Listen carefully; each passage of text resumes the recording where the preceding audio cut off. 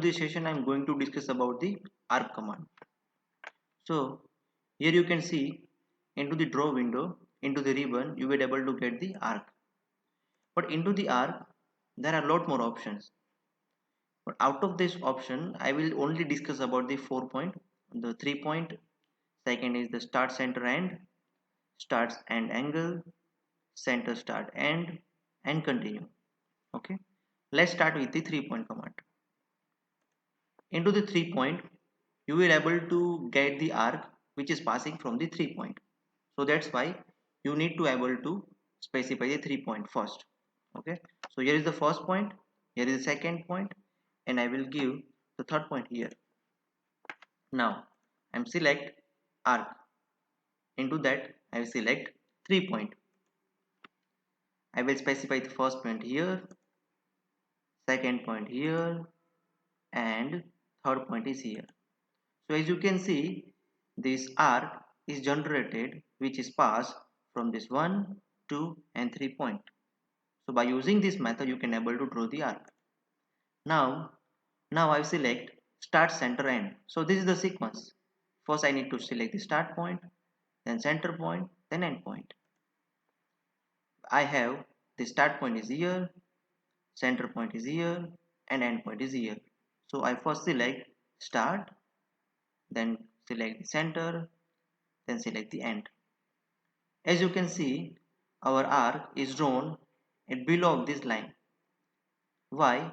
Because into the AutoCAD, when the arc is drawn, at that time it will always goes in anti-clockwise direction. So, for example, if you want here, then you will start from that right side. As I will show you, start, center, end. First I select the start point here, then I select the center point here, then I select the end point. As you can see, it will goes in anti-clockwise direction, then end point. Now what about the last one? It's the start and angle. Into the start and angle, you will able to get the angle, or you can able to specify the angle. For example, I have a start point and I have an end point here. So first I select the start, then I select the end. Right now the angle is 180 degree. As you can see, when I goes up, it goes down. That means it's a 150 degree, is a 180 220 degree, is a 90 degree, and it's a 60 degree.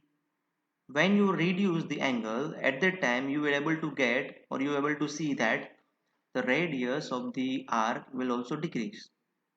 Okay, when you goes down, as you can see, it will increase. So by using this angle, you will specify the arc. Now angle is 150. Now I draw another line here, 100 at 0 degree. Now I select center, start, end. As you can see, the sequence was changed. The first is start, center, end.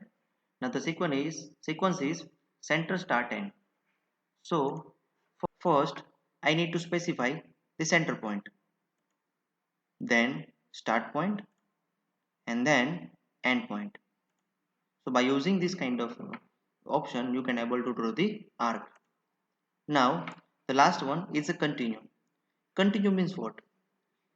This continue command is used to draw the continuous arc from where you left. For example, right now here this is the end point, or this is the last point where we end the arc. So when I select continue, at that time arc was continue from here. As you can see, when I select continue, it directly join this last point to my cursor. When I select here, now as you can see, the arc was ended here. This is the last point.